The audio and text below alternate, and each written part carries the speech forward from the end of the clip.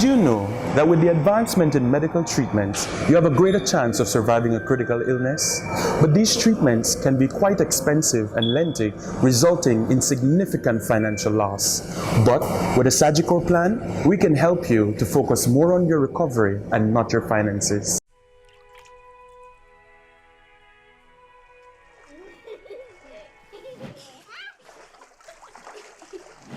Life moves fast. Be prepared with Sagicor. Learn more at sagicorlife.com. Good morning and welcome to Morning Matters. This morning we're going to be having an interesting story. Our premise this morning is to encourage more Belizeans to eat local. One of the ways that they can do this is to support the local producers of meats and poultry and stuff like that. Our first guest this morning is Alexandra Valdez. She is the General Manager for running W Brand Meats. Alexandra, good morning and welcome. Hi, good morning, Rhonda. Thank you. Well, excellent. Before we get into what exists, let's talk a little bit about running W Brand Meats. How were you before? What are the service and products that you've been delivering up until this point? Okay, Running W Brand Meats was established in 1983. So we are a beef and pork producer, and we go from farm to the supermarket.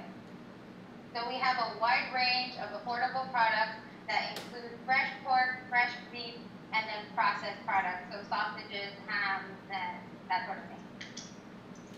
This is a time that the world is seeing a lot of changes. But now in Belize we have a complete shutdown. How has this shutdown affected your business? Okay, well, like everyone else, we've been greatly affected by this. However, because we fall under the essential category, we have been able to stay open, which we are very thankful for. And so our operations have continued.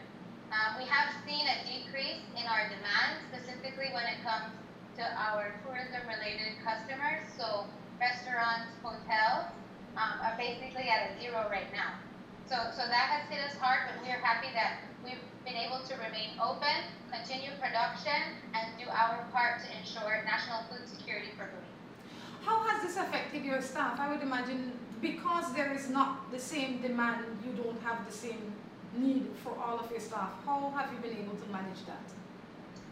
So we have, unfortunately, had to let go a small portion of our staff, and this was specific to the processing plant. It was just a matter of redundancy.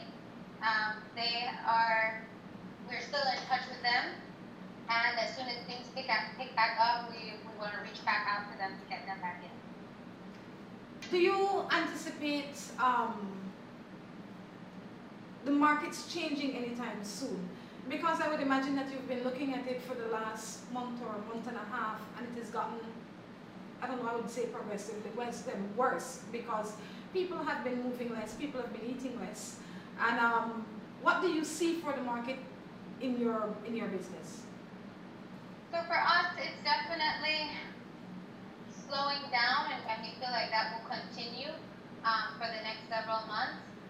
We're battling right now with a high inventory in the pastures, and trying to balance that and also the high inventory that the farmers that we purchase from have, and try to bring those animals in, process as much as we can, store as much as we can in our freezers, really until everything sort of comes back to our new normal, and tourism opens back up, and the economy starts to pick up. Have you been able then to trickle down some of the excess to the customers? Because I would imagine now that you have a lot more meat than you normally would have in storage, and you just have so much storage space. Does this compel you to maybe make sales and to make different packages and find different ways to encourage the people to utilize your products? So right now, our pastures are what's more full than our freezers. So we're working to process that and get more of the product into the freezers. In terms of putting specials out there, we are looking at currently ways that we can decrease the price of beef right now that's coming out of our facility so that we can move them. Our customers, since we're a wholesale provider, are primarily supermarkets, stores, and, well, the restaurants and hotels, which is dead right now, unfortunately. And so our focus would be getting our product there to the supermarkets. We have in the past done packages that would go straight to the consumer, so to the homes themselves. But in light of this situation, that's a bit difficult for us right now in terms of the logistics of delivery. You know, we're trying to avoid as much contact as we can, so to go house to house or something like that out of our delivery truck is something that really we can't handle at this point. We do have our store that remains open in Cayo, which does provide wholesale prices no matter the amount that you're purchasing. And we also have basically a retail outlet, Carnivore, in Belize City on Beach Street. This is a time when people, I always say this, they don't feel that they have a lot of money. And even the ones that have a lot of money are watching their money. But some people are of the impression that if they buy it out of a can, it is cheaper, it's just cheaper for them. I want you to dispel that. So for us, this has been something that we've been sort of dealing with for many years, and now is a really good time to continue pushing this out so people can really understand what we're up against when you're talking about canned versus local meat.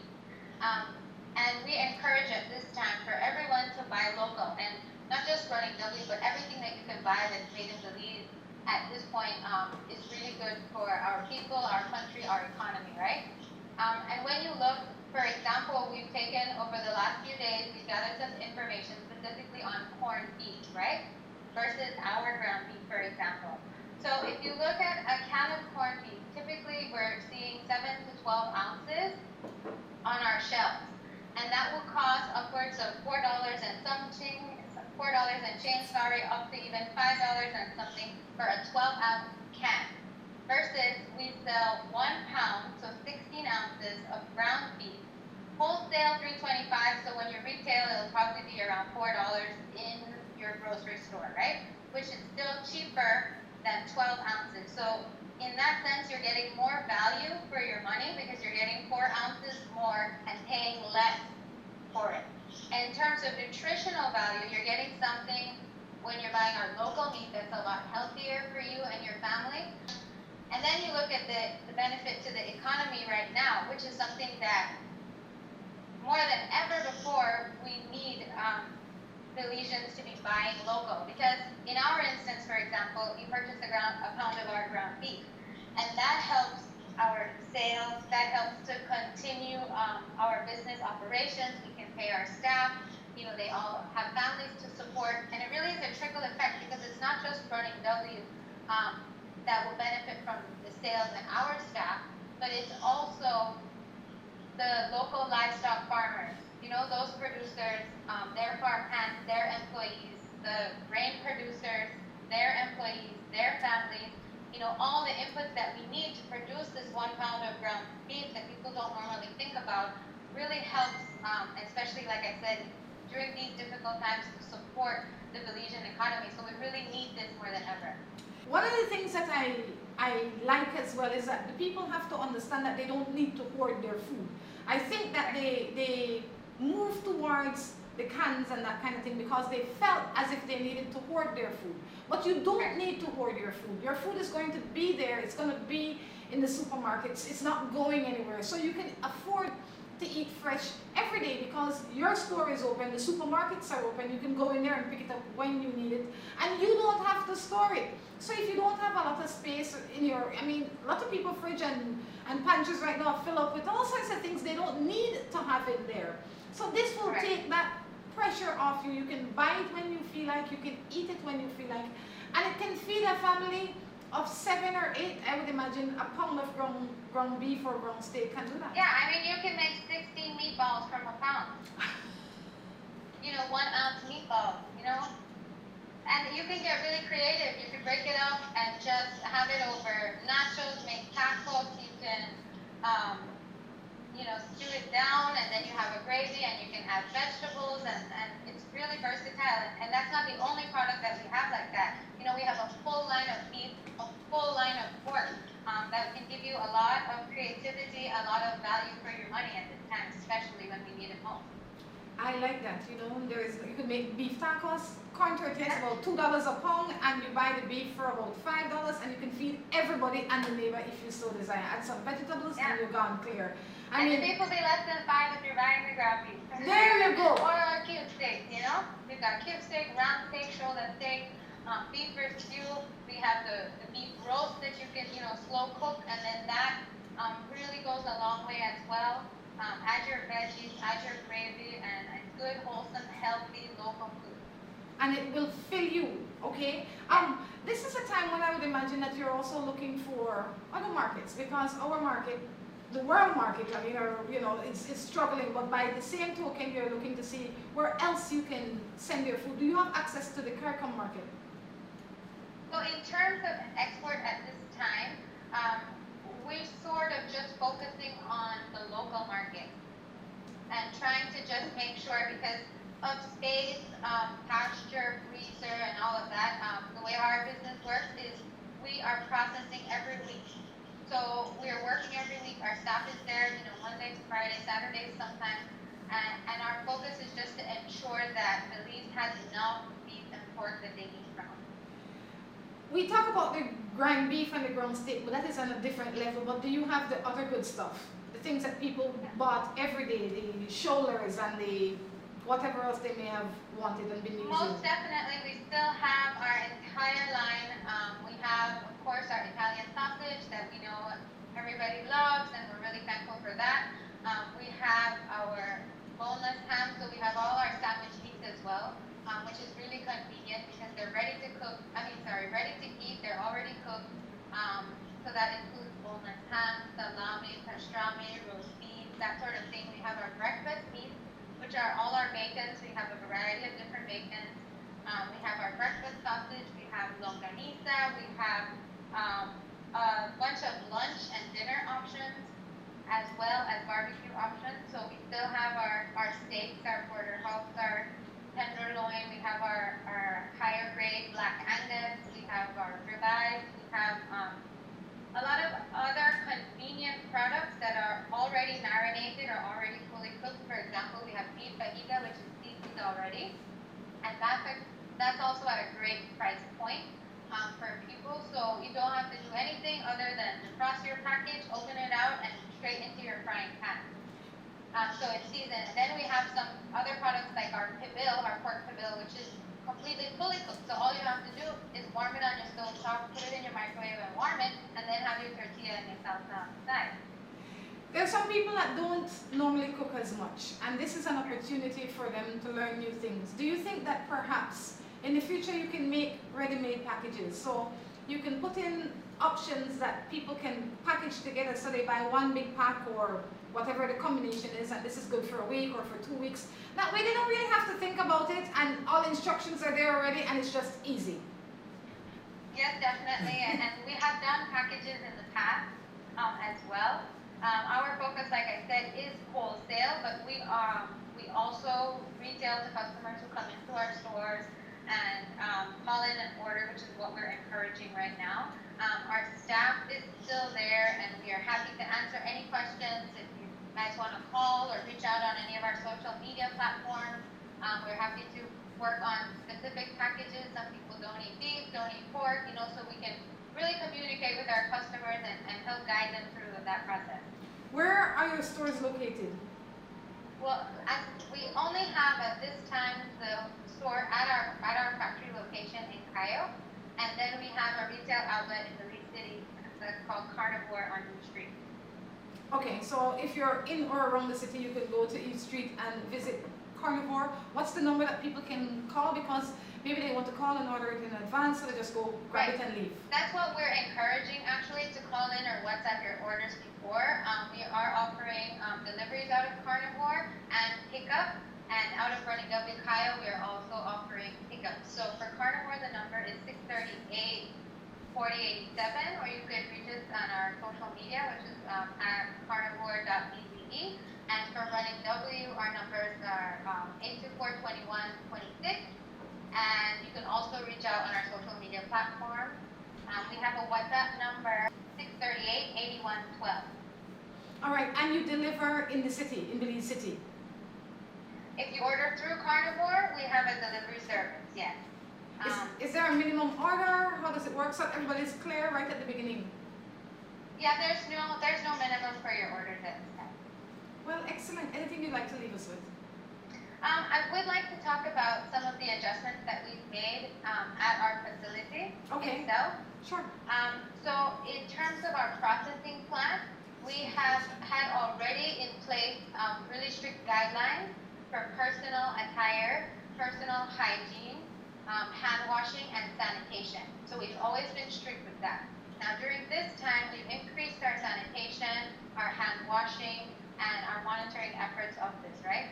Our staff has been really excellent in working with us and implementing everything that we've been adding on during this time, so we really have to be thankful to them. Outside of the processing plant, we've also done a lot. So in our lunch area, for example, we used to have a lunch break, like everyone, 12 to 1. And that means we would have 40 to 50 people from our processing plant in there at a time having lunch. So we've changed that and we've staggered our lunch break. So there's no more than 10 people in there having lunch at a time, which means it's practically one person per table. So the social distancing there is happening in our lunchroom. The sanitizing of that room, frequency has increased to 4 to 5 times a day. And that includes tabletops, countertops, light switches, doorknobs. I mean, we're being very detailed. The same thing has moved to our office. So everyone used to break at lunch and breakfast at the same time, but we staggered it. It's a smaller kitchenette area, so there's one person in there at a time. And the sanitizing of the office has also increased to 4 to 5 times a day. And again, everything, the light switch, the doorknobs, all the details. We have some of the office staff also working remotely, just to minimize as much traffic as we can. In terms of our store, we've implemented sanitizing station outside. We've demarcated all of the social distancing X's like everyone has on the outside of the store as well as on the inside of the store. All of our employees at this time are required to wear a mask.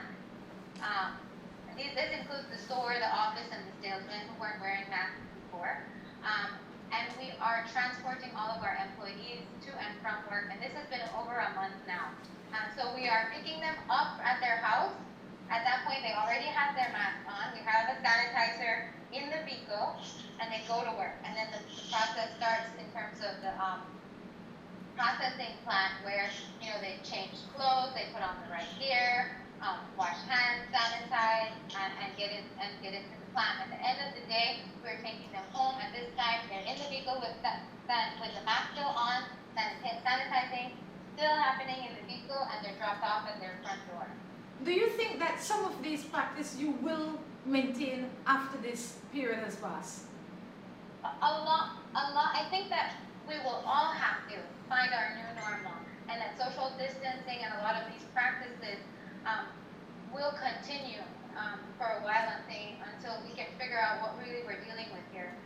But a lot of these practices, as I mentioned, were things that we already had in place in our food safety guidelines and sanitation and that sort of thing within our processing plant, but it's sort of extended now into our office, into our store, and even into our delivery truck.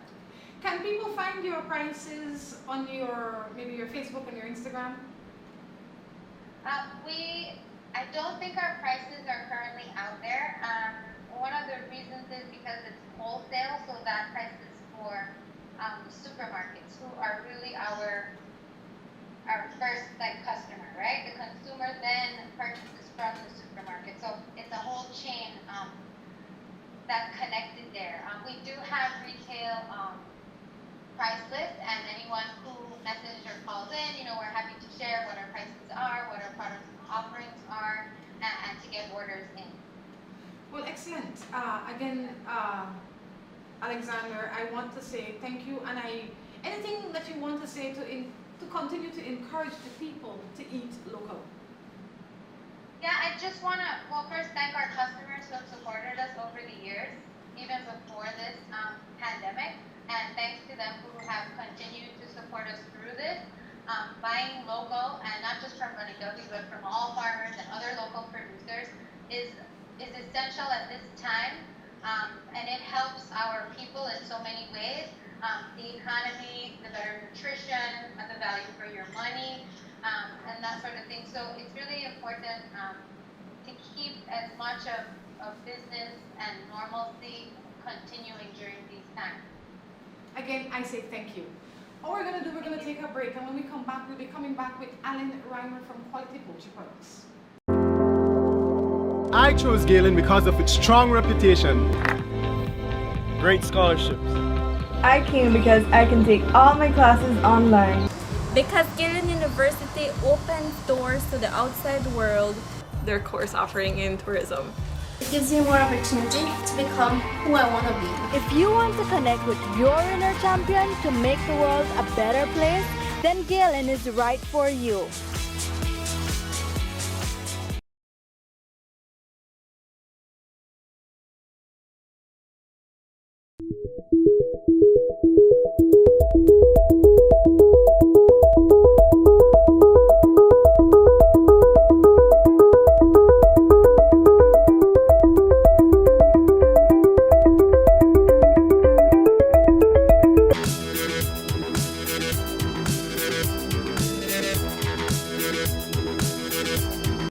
Your big day. Choose Big products. They are biodegradable and available countrywide. Big, distributed exclusively by Emilio Ahmad and Sons Limited.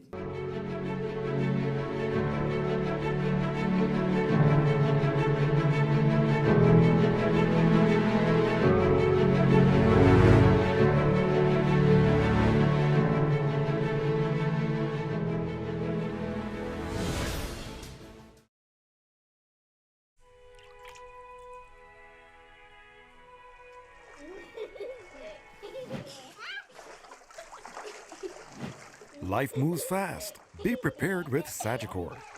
Learn more at sagicorlife.com. Hey! I bring your favorite for your lunch. I'll share me. Alright, thanks, but I'm really hungry right now. You look frustrated. What going on? I don't know, Peter, they're far and I got lab bills to pay right now. I might have a solution that can help you out. Well, you must have got direct line to Jesus then, because this one, yeah, miracle.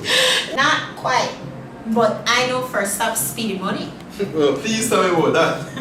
First Stop Speedy Money is a pawn shop that is designed to help you on days just like this. Really? Yes, you know they pawn gold jewelry, bracelet, earring, they even do pawn and drive. This means you have full use of your vehicle and still get money. Sure, you make it so easy? It is easy. Hey, yo. Let's go check it out right now. Visit First Stop Speedy Money at Capitol Garden Plaza, on Constitution Drive in Belmopan, or at 10 King Street in Belize City. Did you know that it's best to keep the lumber stored in a dry place? At KT Enterprises, all our wood is stored in an enclosed space to provide our clients with the highest quality.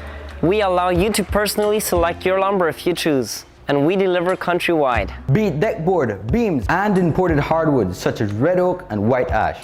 At KT Enterprises, we provide you with the highest grade in treated pine, construction grade plywood, and imported hardwood, delivered to your door. We continue to build Belize by reforesting its pine forest. Visit us today at 2.3 miles Iguana Creek Road, or give us a call at 671-0114 or 672-0114. My guest this morning is Alan Reimer. He's been in, I'm sure, a lot of your homes in the past few days, for whatever the reason is. I thought we would bring him back today so that we can have a little bit of a conversation about what really and truly the poultry industry, but more so quality poultry products, is experiencing at this time, to create some clarity for everybody, and so that we can all be comfortable in knowing that it is not only us that are going through something, but this entire country, and that does not exclude our farmers and producers. Mr. Reimer, good morning. How are you? Yes, good morning, and thanks for the invite. And yes, I think there's always need for more connection between consumers and producers, especially in as uncertain times as we are right now, it gives us the opportunity to appreciate each other more and to share feelings and understand each other better, which I think is key for a sound and strong economy if we ever will get back on our feet again. You know, I think that this is a time for all of us to realize that we are one people, regardless of what our ethnicity is, we really are one people. And we must learn to move together. This is a time when everybody is going through something like they've never seen before. In your instance, you are going through drought, if you want to call it that. You know, a lot of people are going through drought, but you're going through a special kind of drought. Before we get into all the details, I want you to tell me a little bit about the general production of quality poultry products. Well, quality poultry is runs way back into the history. It was established. The name quality poultry was established in 1975, with work being done prior to that. And it's a very long production chain. It is a very intricate and it's heavily dependent on projections what the future will need, because it starts with the production of the fertile egg first to get the baby chick, and then the baby chick gets into the barns, is grown there, and when it gets market size, it's processed. So the layer baby chicks, they are a very crossbred or a very hybrid, for lack of a better word, bird, and they're very costly, and they originate mostly from the U.S. in our case. But every bird of those, when they come from the U.S., whenever their production is going to hit the market, it's like 18 to 24 months in advance. So it is very clear that a lot of projections are being run while we can do some minor adjustments as we get closer to the production date in marketing those birds at slightly different sizes, but there's no way that we could have absorbed a major shock as we have currently with the consumption falling by as much as 50% in some weeks. So that's just impossible to readjust that with the size of the birds. Some people may be of the opinion that, well, there are a lot of people with a lot of different opinions. But one of the opinion is, or could be, how could the production drop so drastically when, as Belizeans, I'm still buying my 2-3 chicken a week. My neighbor is still buying their 2-3 chicken a week. But I think what a lot of people don't recognize is that we don't have the tourists coming in. We don't have the restaurants open. We don't have the man on the side of the road that is accustomed to selling barbecue open. So this is all chicken eating people. So this puts a dent in your production or in your consumption, in the way the people would buy from you. So I think that is one of the things that the people are overlooking. While they will say, well, I'm still buying the same amount of chicken that I am buying, it's all the other people that are accustomed to buying chicken you are not able to sell to. I mean, all the hotels are closed, all the restaurants are closed. There's nobody but the real locals in this country at this time. So I would imagine that has definitely put, what does it say? Kink in your spoke. Indeed, and we never get the exact numbers of how much percentage of our chicken is eaten by the tourists that come here, or how much percent is eaten by the employees that work in these tourist areas. We are of the belief that our primary consumers are all those employees that work in those tourist establishments. With them now being out of work and at home, they don't have the buying power anymore, and therefore I think our guess is they are resorting to cheaper food, so they'll have a longer sustainable.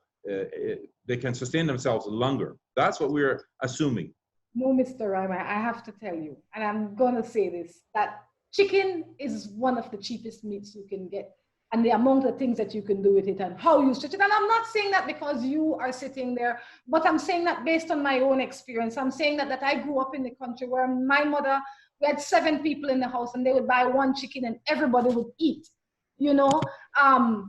we never grew up eating canned food. We grew up eating real food, and real food consisted of chicken. So I think that the people are buying the chicken. I just think that there is not enough of them. But then there's also the other argument that people are saying, you know, why would Spanish Lookout throw away the food instead of giving it to us? And that is where I want to address. I want to bring it to everybody's attention that, I know, with your help, of course, the process from egg to my table. People seem to think that you just have these chickens, you put them in a cage, you lock the cage, and then a few weeks later, they come to my table. That's not the case. It costs you every step of the way, and because of what is happening, you are unable to meet those expenses, so you have to stop the production at a level. And because of this, you are losing. I would imagine you are the biggest loser in this. And because of that, you are unable to even bring the chicken to the full production. Did I get it right? Yes, indeed. When these unexpected shocks come, and I must admit that this is the biggest shock that I've seen in my lifetime, and the most unpredictable, the fastest one coming on. We had the chicken influenza a couple of years ago. It hit us in a totally different manner than this one does. So when we see that, or the market drops, the market needs, the consumption drops so drastically, we have to scramble and see how we can contain the fallout thereof, and then we look at where the production cost the production cut will hurt us the least, and that is when we terminate the baby chicks that are being in the process of being hatched.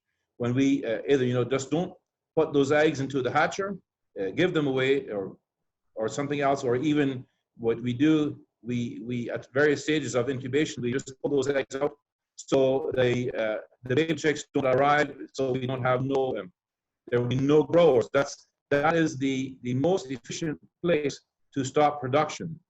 I want to get back to you say that you are dumping the eggs. I want you to explain why the eggs must be dumped. Because again, people will say, why not eat them? And it is the ignorance of the process that I am trying to eliminate for the people, right? So if you can explain that for us, that way we can be better informed and we can have a better appreciation of how it really works. Yes, there it is. As I earlier explained, that the projections for when we ordered those hens that lay those eggs, those projections were running so far ahead. When a certain jolt like this happens in the market, then we immediately have to see how we will contain the fallout of that certain shock that we're getting, and those hens, they continue to lay eggs. We can then just pull those eggs, don't put them in the incubator, but because they are fertile eggs that were intended to be hatched, they would have a very short shelf life. Their edible period is, they're perfectly edible for about a week, but there's no way that we can legally sell them as table eggs, because they wouldn't last. They are being given away, but again, those eggs cost.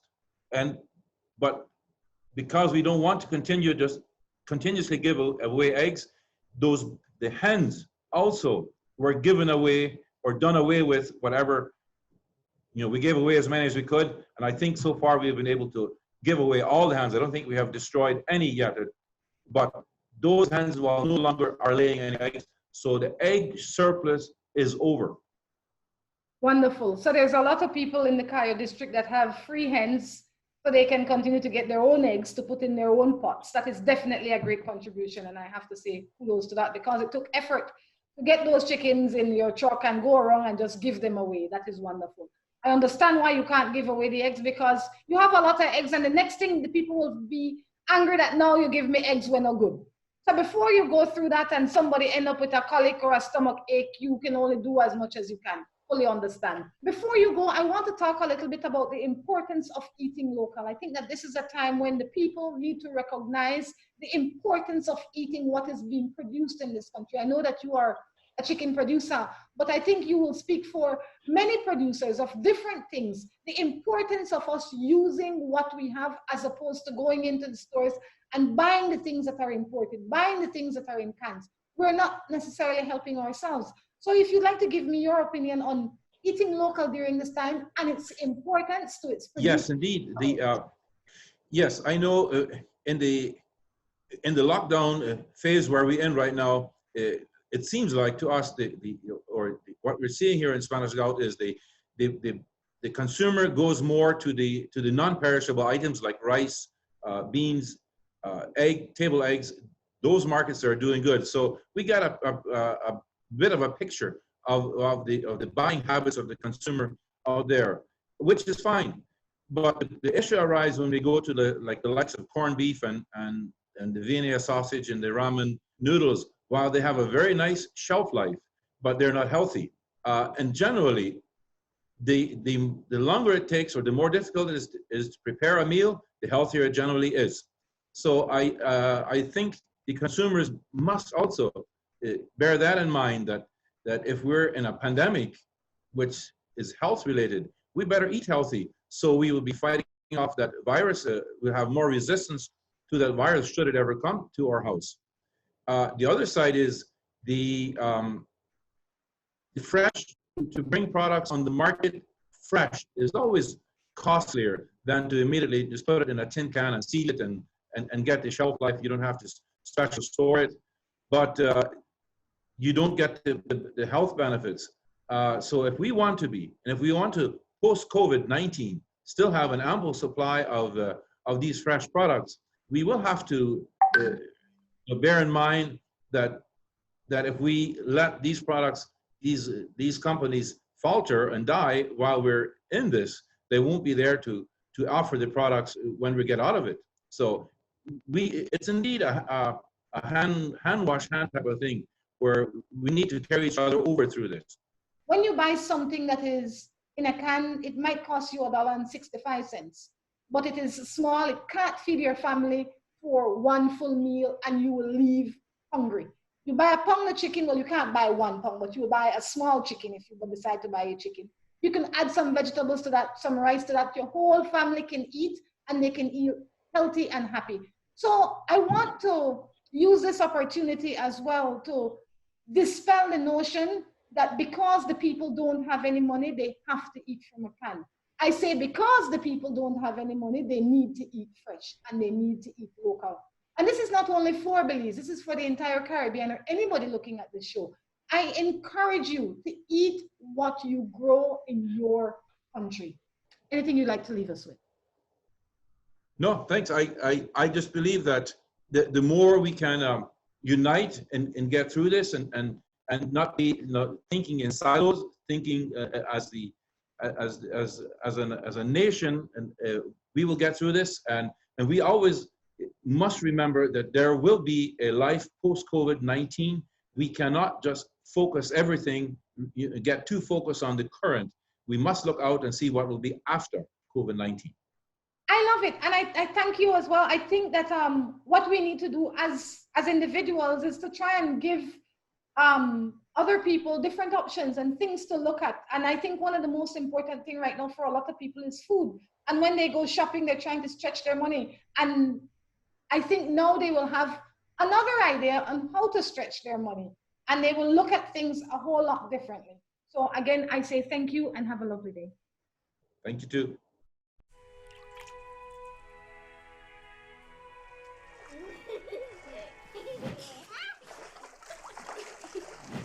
Life moves fast. Be prepared with Sagicor. Learn more at SagicorLife.com. Hey, I bring your favorite for your lunch. I shared me. Alright, thanks, but I'm really hungry right now. You look frustrated. What going on? I don't know, they're far and I got lab bills to pay right now. I might have a solution that can help you out. Well, you must have got there then to Jesus thing, because this one, yeah, miracle. Not quite. But I know first stop speedy money. Well, please tell me about that. First up, Speedy Money is a pawn shop that is designed to help you on days just like this. Really? Yes, you know they pawn gold jewelry, bracelet, earring, they even do pawn and drive. This means you have full use of your vehicle and still get money. Sure, you make it so easy. It is easy. Hey, yo. Let's go check it out right now. Visit First Stop Speedy Money at Capital Garden Plaza on Constitution Drive in Belmopan or at 10 King Street in Belize City. Welcome back to our third and final segment. We've now been joined by Leroy Gentle. You will remember Leroy because he is from Caribbean Motors and Caribbean Tires. But today he's here representing himself. You know what? This is just how the time is. Leroy, good morning and welcome. Good morning, Rhonda. Thank you. How are you doing? Just peachy, you know. Are you keeping safe? Are you staying healthy? Are you inside? We both are. And we will talk about our health in a little while. Absolutely. Before we get into the changes that you are making, let's go back to tell us a little bit about how your days were before COVID-19 and how they are now. I was super busy every day. I worked, I'm the sales exec in Belize City for Caribbean Motors, and we are one of the most busiest dealers, believe it or not. We are number one. Many days, many times throughout the course of the year, we battle between this number one and number two. So we're very active, we're very busy. We sell the most units every year, and with that, the support we're having, the value behind our products causes us to be so on the go in this market.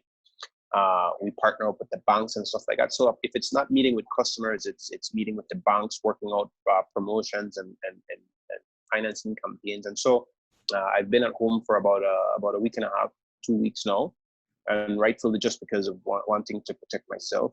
Work took the measures of allowing us to make that decision before everything got really crazy, and it was mandatory that most places shut down. We because of the services that Caribbean Motors provide in regards to oil changes and stuff like that most vehicle needs, including the frontline workers, we kept that department open. And every now and again, I would pop in to see people and stuff like that. But when that closed a couple of weeks ago, it went to literally just being here, being at home, not being able to go out on the street. And it has been a serious change. It has been something that I've never experienced before. I've never had to really sit at home for this amount of time consecutively, each day, day in and day out. But I found it useful in the sense of spending a lot of, I'm spending alone time. So yes, it's a lot of alone time, but searching myself, knowing what I used to do, which I'm still doing as minimal as it is today. And in the future, what the future would be like, what I want to do and how I can innovate, how I can actually try and still maintain myself and the side of the business for Caribbean Motors that I am responsible for. A lot of times when people find themselves you still have your job.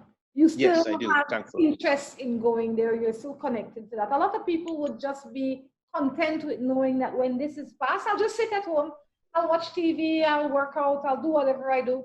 And when this is past, I'll go back to work and I'll pick up with my day.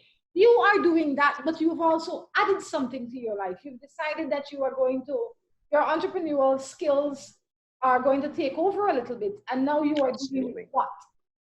So, for a few years now, my family, we suffered with a few different issues, like some serious health issues and some of the family members. And I had a really close uncle of mine that passed away due to cancer. And while in his fighting stages that he was in, I got inspired based on some of the remedies that was advised to him and that he was taking, and some of the results that he actually had. And sadly he passed away, but it's been my goal, it's been my dream from since he was fighting that, to ensure that the rest of the family that's here, myself and the immediate friends and people around me, I wanted to try and influence these people with what I found. And so the best way that I thought of going about doing it was, I wanted to actually have it as a business, registered, the name and the goal behind it, the plan and everything, which I do have. And this is Rejuve Juice Bar. So basically, what Rejuve Juice Bar is, it's an all holistic, natural angle in terms of getting the right nutrients, the right vitamins, the right minerals in your system that you don't normally get, provided through juices, provided through shakes, provided through small meals that are all completely fully organic and healthy. So this started, like I said, about 2.5, 3 years ago, thereabouts. And it has been slow just because of having to do my normal jobs and stuff. But I'm very active when I'm not there in terms of the people that I do have, my family, some of the friends that I do know that actually have used some of my product before, have used my juices and shakes. And every now and then I do actually get out to reach out back to these people with new products or new angles on different things. And so it's not necessarily new, but with the clamping down on that COVID-19 brought to the market, it allowed me definitely to open up a bit more, to reach out to some of these people, because specifically the time that we're actually in is one of those times that lines right up, believe it or not, with this angle that I'm bringing. Right? It's about health, and this time specifically, you want to ensure that you are at your optimum best in regards to looking after your health. So it came in perfectly. There are a lot of places out there that make juices and they tell you you have to, I don't know, juice a lot. I was just reading about this morning and it talks about juicing, and how some people juice just for the fad, so they can tell their friends that they're juicing. That they're juicing. What are you doing? Oh, I'm juicing. Yeah. But you, besides just juicing, you use a lot of products that normally I would not associate with juice.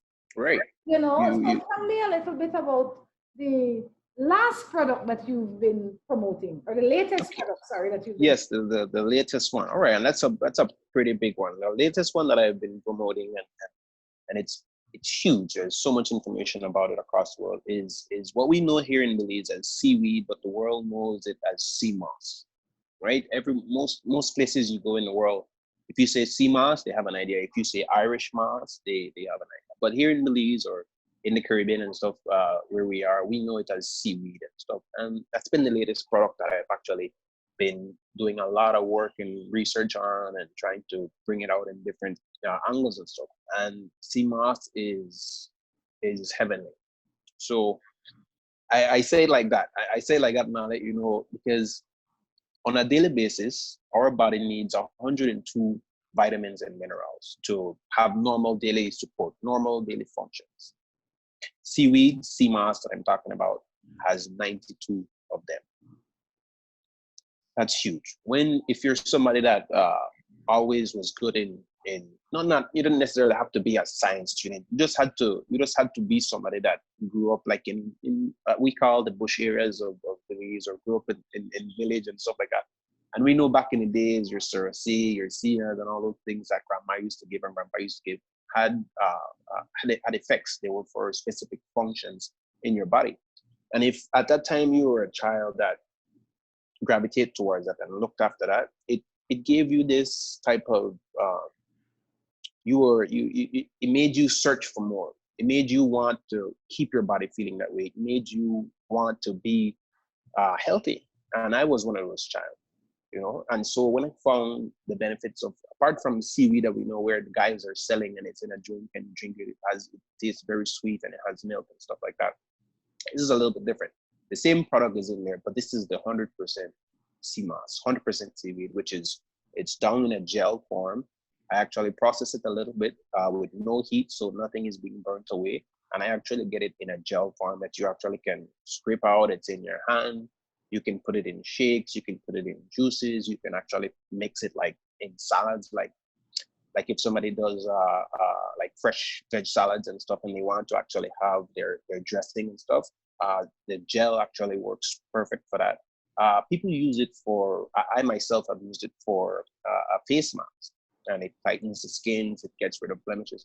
And so, but apart from just saying these things, like I want to highlight a bit about what sea moss actually has in it that allows some of these things to be what it is, right? So one of the first things that makes it something that you consume so well, it actually aids in your digestion. So it's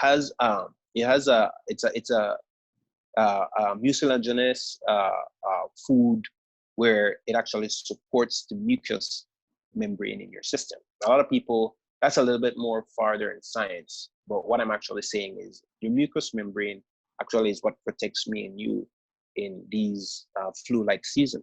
Whenever flu comes around, if your mucous membrane is compromised, that's exactly how you're actually going to catch the flu. And this stuff that's actually in sea moss soothes and aids that mucous membrane, and it allows it to function so properly that in event the flu season does comes on, your body is ramped up already. It has some of the benefits and properties plugged in already that it helps to ward off the flu that would come in, right? It has prebiotics when you're consuming sea moss, so that aids in your digestion.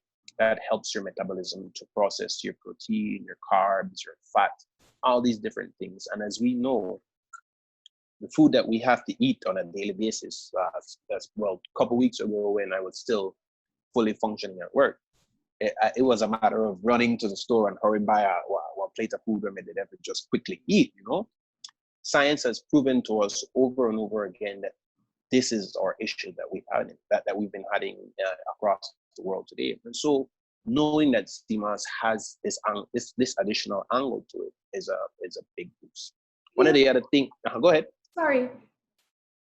I don't mind trying anything, but I'm always concerned about the taste. I'm one of these people. It has to taste good, or I have great difficulty. And let me tell you something else. You see that seaweed that they sell in the bottle? I've never bought it. And the reason I've never bought it is because I can't imagine it tasting good. I just say it like something with milk, and I'm not into milky drinks, so I never had it. However, you had this thing on Facebook, this image that looked, I didn't know what it was. It looked like grapefruit to me. It looked like it was a pink, and I didn't know it was gelish because I couldn't touch it, but it looked like a grapefruity, attractive thing. Yeah. And so when I reached out to you, I thought this thing might be nice because it's pretty. You know, I'm one of these people. If it looks good, it must taste good, and vice versa. But then I tried it, and shockingly, it didn't have any real taste. You can't even probably, can you even maybe explain, like, is there a flavor in it? There's no flavor, true? No, I couldn't tell what it tasted like. It had no taste. It's just kind of like bland. I was gonna say empty, but okay. But that is a good thing because you can add it to anything and it will not interfere, and you still get the benefits. I was just sorry. I want to know, how do you find your sea moss? Because this is a time when I don't see no seaweed to push up coast out there. I don't see that right. Walk over by Bliss and pick up some seaweed. How do you find it and harvest it and process it? Okay, so crazy enough, seaweed, sea moss just grows off of rocks, basically. Like if you go into the ocean and you dive deep down in the bottom there where they actually are growing and stuff, you won't find like rows that how we expect fruits and veggies are growing out there in the countryside. You're not gonna, you're gonna find them in rows, but it wouldn't have been that somebody had planted it. It's literally just growing off of whatever minerals and stuff that are left over in the rock bed and stuff like that at the bottom of the sea. And that's where it grows from. But where do I source my actual seaweed from? This is what it looks like. If you can see that. This is actually what it looks like. I'll open this a little bit, but right from our fishermen. So these guys go out there, and while they're fishing and while they're doing all that they are doing, pops up beside them on the side of their boat, something that looks like this. And at the point, it's a lot more softer and stuff. And at that point, it smells a lot more little fishy. Everything that comes from the sea has a little fishy smell. And we associate it as a fishy smell. It's not a fishy smell. It's the way how the sea smells. It's a heavy concentration of sodium that's packed up in there. But that's where I actually get it from. And so I have these guys that I rely on weekly basis that actually provide me with a few pounds every now and again that I'm actually making and sending out to customers and stuff like that. and it's pretty easy. A couple days ago, I think it was yesterday, I went down and I picked up another batch from my fisherman guy. So it's pretty easy It works out for you and the fisherman, because the fisherman gets to bring in fish and seaweed, and you get to get the seaweed and fish from him. I think it works. That's right. That's a win for everybody. Absolute win. Absolute. Leroy. Yeah. Has this whole experience, the whole COVID experience, the experience of adjusting and adapting, what has that done for you as a person? It has definitely allowed me to reflect a lot and realize that I need to adjust majorly for myself and what my future will be like. These things come out of nowhere, and when it does come and you haven't planned for it, these are the scenarios that you can find yourself in. So I have adjusted in some ways that I know going forward in the future, if scenarios like this should come about again, I might be able to survive, you know. But more than that, the people that you need to survive with, because it's not just for yourself, you know. And I have adjusted so much, and I'm trying to continue doing so much more for the people directly around me and their extensions, that I think with a little bit more time, not that we want to be locked up in home from this coronavirus situation, but with a little bit more time together with family and knowing that this is what it's about, I think after this thing is lifted, we're going to be way better people. We're going to rely on each other much, much more. We're going to know the meaning of unity and self-preservation and being able to sustain yourself for survival in the future of whatever might come. But it has taught me more than anything else to be very reliant on yourself, try to be smart, and do things that will protect you and sustain you going into your future. Excellent. How can people find your products? So Rejuve, a part of my Facebook, that's that's online. Rejuve, my page is up there. I can be contacted right there. My contact number is there. It's the same contact number that I have for Caribbean Wars. I hope that's not an issue. It's the only number I have, but I do have another number. It's 605-0889, and the other one it's 615-7187. So in the event that any of these, you want these products or you want information about how you can actually start leading a better life with organic products and stuff like that, give me a call, send me a message on Facebook, or if you find me at Caribbean Motors and you have 5 or 10 minutes or something you want to talk about this, absolutely, let's do it. Leroy, I say thank you. Stay strong, and I will definitely work on that product that you've given me. I mean, please do. If it works for you inside and out, I will start on the inside. Okay, I'll drink mine. You're gonna love it. You're gonna thank me later. All right. I thank you now. Okay. How much are these bottles, and and you have varying sizes? I only have currently. I prepare them in 8-ounce bottles, and those I sell for $8. And it comes with a nice glass jar that's sealable, and it keeps it protected and stuff. It should be kept cool all the time. And the amount of servings you would get out of that, I'd say, if you're making shakes, you could make at least about 8 to 9 shakes, maybe even more depending on your appetite, but from just that one 8-ounce bottle. So $8 for these, that's what I'm charging for whoever that wants it. And in the event that people do want to find it a little bit cheaper, you can get a little bit cheaper if you have your own container that I can fill it up with and stuff like that. And at that point, it's $5 for those people. Right. Okay. Excellent. Again, I say thank you, Leroy. Guys, one of the things I want to leave you with is I want to remind you that of the importance of buying and shopping and eating local. Leroy's product is just an additional option for you to support another local producer. In this entire show, we've been talking about local production, meat, poultry. Now we have a young entrepreneur on here that has gone into something a little bit, more healthy, holistic. more holistic, like he would say. But definitely we encourage you to, on whatever level, wherever you are, we ask you to eat local, because this is what it's going to take to get us out of where we are. Guys, until next time, we encourage you to take care of yourselves. This is Rhonda along with Leroy. Saying goodbye.